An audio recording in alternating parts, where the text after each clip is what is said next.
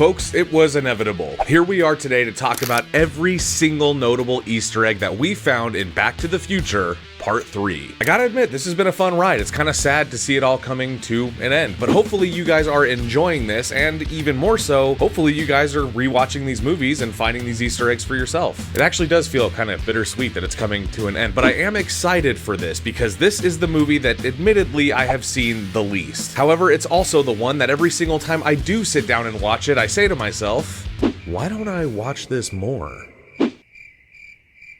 You heard that too, right? So folks, sit back, relax, and get on your horse because today we are going to be taking a look at every Easter egg in Back to the Future Part 3. Let's pass it over to Travis and get into it.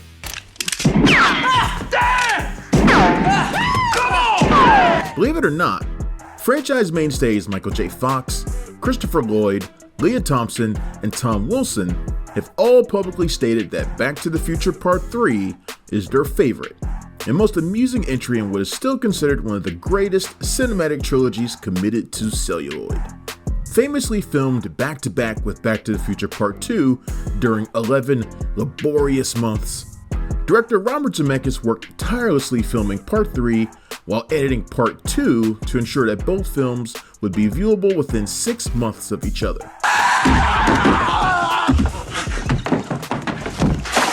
Of course, with such impeccable attention to detail and diligent efforts to connect all three movies at a cellular level, because one day I'll have you right where I want you in detention. Slacker! Back to the Future Part 3 has plenty of cool callbacks and nuanced references to its predecessors. What's wrong, dude? You yellow! Overt and covert nods to classic movie westerns, and a slew of buried Easter eggs worth excavating as the film celebrates its 35th anniversary this year. That's it! Sound good? Great fucking Scott! We're firing up the DeLorean one more time, rushing back to 1885, and discovering all the hidden treasure we can find in Back to the Future Part 3. Oh, thank you. Okay, so at the end of Back to the Future Part 2, Doc Brown mentions how he always wanted to travel to his favorite historical era, the Old West. 1885! September 1885! Before Doc travels 70 years into the past and arrives in Hill Valley in 1885, as the town is being built, one of the first Easter egg baskets can be found inside Doc's mansion. Notice the 4 black and white images hanging above the fireplace as the credits roll. These portraits of Isaac Newton, Benjamin Franklin, Thomas Edison, and Albert Einstein were hung in the same place in Doc's mansion in the first film's 1955 timeline. Speaking of the original 1955 timeline, when Doc stumbles past a bathroom in the mansion, viewers can spot the clock hanging on the wall above the toilet. This is the same clock that Doc described to Marty when they first met. Remember, Doc tried to hang the clock, but slipped, fell, and hit his head, which gave him the revelation of the flux capacitor and made time travel possible. And when I came to, I had a revelation, a vision.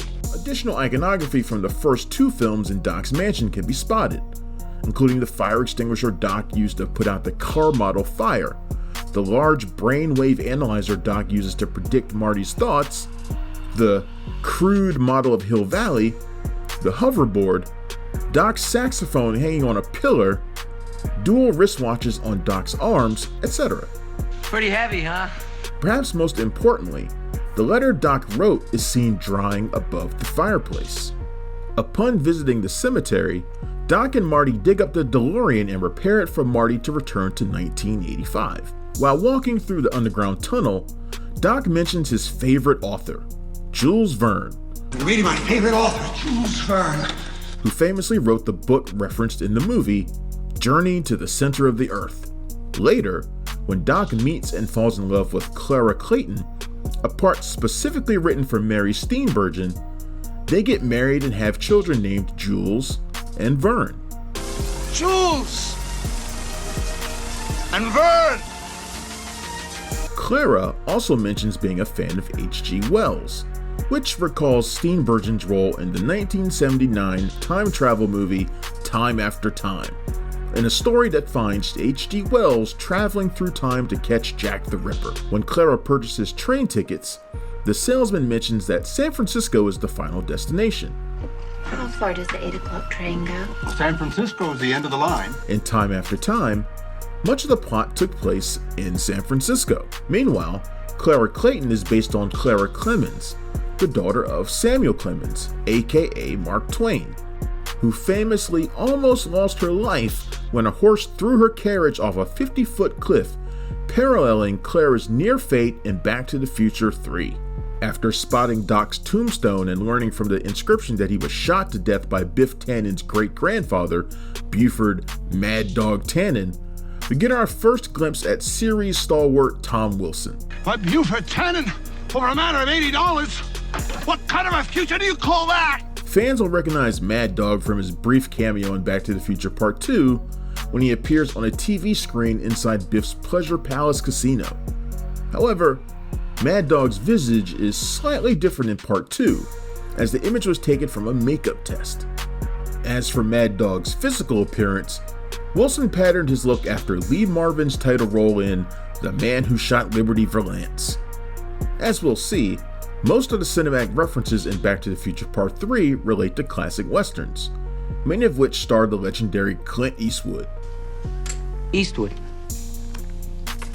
Clint Eastwood. What kind of stupid name is that? Remember, Clint Eastwood is the alias Marty uses in 1885, something that pleased the iconic actor after he granted the production permission to use his name.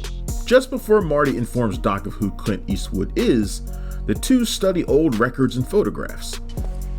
Clint Eastwood never wore anything like this. Clint who? One includes an image of the newly constructed tower clock that appears throughout the franchise. Doc poses next to the clock in the photo, with the time reading 8:08, a sly reference to 88 miles per hour, the speed required for time travel. Later, when Doc and Marty pose for a photo beside the clock reading 8:08, the photographer is played by cinematographer Dean Cundy, who shot all 3 films in the trilogy. Once Marty vows to rescue Doc from sudden death in 1885, the two soon attend a Pohatchie Drive-In movie theater in 1955 to fix the DeLorean. Marty mentions Clint Eastwood, whose name flies over Doc's head. Clint who? That's right. You haven't heard of him yet. Why, you have to wear the boots. Just as Marty says that, he points to 2 movie posters advertised on the wall.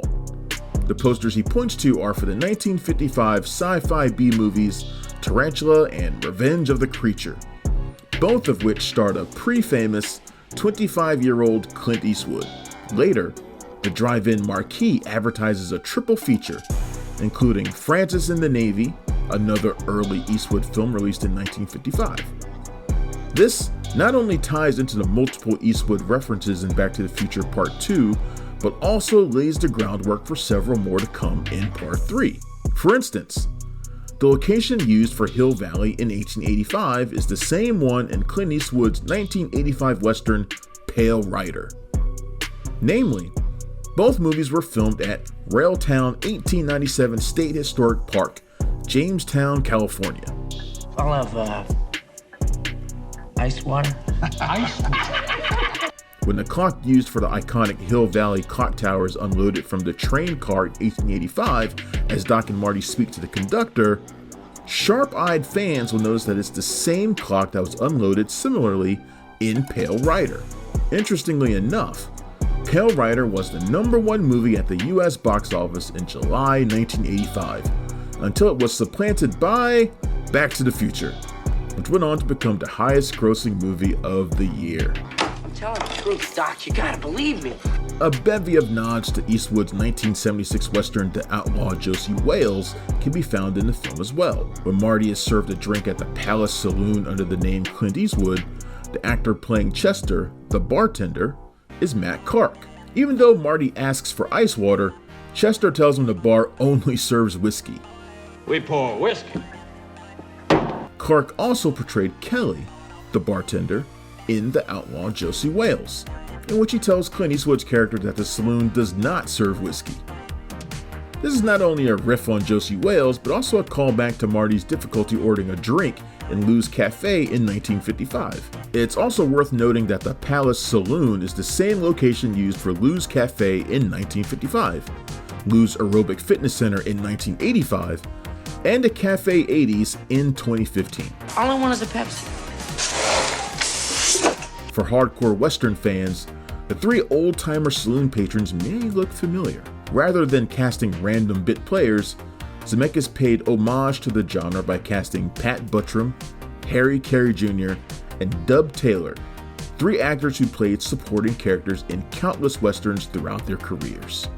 After Marty leaves the saloon and is roped by Buford's gang, Michael J. Fox was often pulled and dragged off-screen by the Benny the Cab Go-Kart featured in Who Framed Roger Rabbit, the movie Zemeckis made before Back to the Future Part 2 and 3. Finally, the train engineer in Back to the Future 3 is portrayed by Bill McKenna, the same actor who portrayed the villainous Captain Terrell in The Outlaw Josie Wales.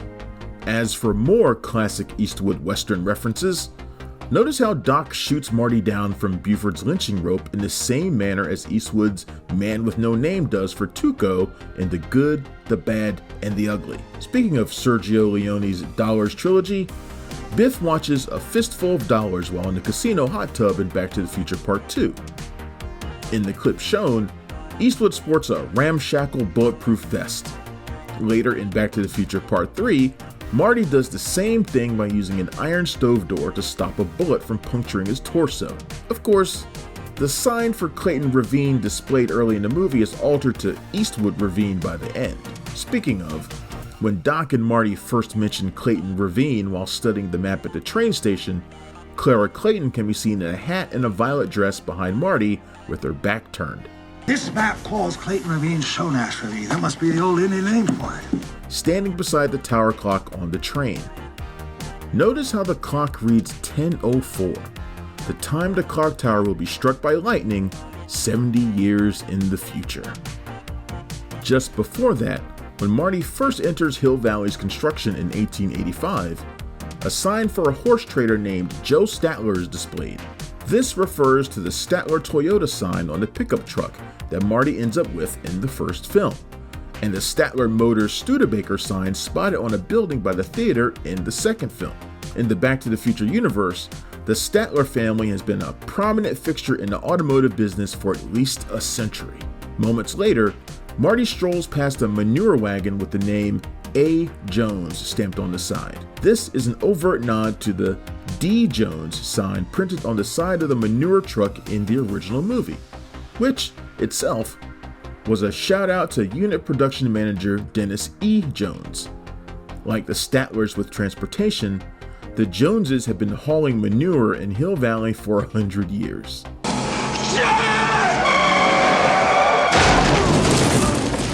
As Doc begins courting Clara, and he and Marty try different methods to repair the DeLorean, night falls in Hill Valley. Following the fireworks display to celebrate the clock tower's unveiling, a band begins playing festive music. The band is none other than real-life rock band ZZ Top. According to legend, ZZ Top was asked to hang around the set and play music in between shots. When a camera broke and required repair, Michael J. Fox asked the band to play their song, Hey Good Lookin'. The band obliged and played for the cast and crew for the next 2 hours. When asked if the camera was fixed, Zemeckis told them it had been repaired for quite some time, but didn't want to ruin the party-like atmosphere the band created on set. As such, Zemeckis asked ZZ Top to be in the movie, and the rest is history. Yeah, it's got a beat and you can dance to it. As a funny aside, ZZ Top's manager tried to get the band's famous Cadzilla Cadillac as the time machine in Back to the Future 3. Of course, Zemeckis declined due to the DeLorean. Even so, Cadzilla appears in the Back to the Future 3 themed music video for the ZZ Top song Double Back. Later at night, Marty stumbles past a gun show and demonstrates his quick draw skills, nodding to the Wild Gunman arcade game he played in the Cafe 80s in Part 2. In both instances, the gun is referred to as a baby toy. Surely you're not afraid to try something that a baby could do. Once Buford's posse rolls into town, viewers meet Marshall Strickland, played with much more hair by James Tolkien. Strickland emphasizes the word discipline to his son, which refers to the sign on Principal Strickland's office in Part 2. In underscoring the thematic motif of history repeating itself, Strickland and his lineage have been strict disciplinarians in Hill Valley for at least a century. Sticking with Strickland, one of the most significant editorial changes in Back to the Future 3 concerns his demise. What about Monday? We doing anything Monday? No, Monday be fine. You can kill him on Monday. I'll be back this way on Monday. Originally scripted and filmed was a scene in which Buford shoots Strickland to death in the back. Strickland's death was originally referenced by a lawman set to arrest Buford for the killing. However, the dialogue was altered to Buford Tannon, you're under arrest for robbing the Pine City stage. To hide the redubbed line, the camera cuts to Doc and Marty as the officer states the charge. Buford Tannon, you're under arrest for robbing the Pine City stage. In the end, Strickland's death was altered to avoid a dark and depressing reaction from an otherwise enjoyable family film. Speaking of endings, as Doc and Marty hop on the train, fans may notice the bandana Doc wears is made from the same shirt he wore in Part 2. The clothing featured 2 horseback riders chasing a locomotive, hinting at the events to come in Part 3. As for the train track, it's the same one used in High Noon, another affectionate ode to a classic 1950s Western. Meanwhile, the poncho Marty wears as he returns to 1985 is very much inspired by Clint Eastwood's Man with No Name, which is noticed by Marty's brother Dave. And one last thing about the ending. When Doc, Clara, and their sons Jules and Verne arrive in 1985 inside the flying, time-traveling train, a strange moment occurs with one of the boys. When Doc tells Marty that the future has not been written yet, the younger, blonde-haired boy can be seen making what appears to be a lewd gesture to the camera. He makes a "come hither" gesture before smiling and pointing directly to his junk, which makes it look like the toddler is soliciting fellatio from the crowd of onlookers, for God's sake. In reality, the boy was signaling to his mother standing off screen that he needed to urinate. Somehow, this oversight was left in the final cut and has been pointed out by several fans as a hilarious rewindable moment. Those are the most notable Easter eggs in Back to the Future Part 3. The 6th highest grossing movie of 1990, the 3rd and final entry, brilliantly concludes what remains arguably the most entertaining movie trilogy ever made. Never mind the short-lived animated series that lasted for 2 seasons, we should all thank our lucky stars that Robert Zemeckis and co-writer Bob Gale have promised never to permit a reboot, sequel, or remake of Back to the Future as long as they're alive. Great fucking Scott indeed. Thank you for clicking on our video, everybody. If you like what you saw here, please make sure you like the video and subscribe and share with your friends who like this sort of content. JoBlo was created by movie fans for movie fans, and we appreciate your support.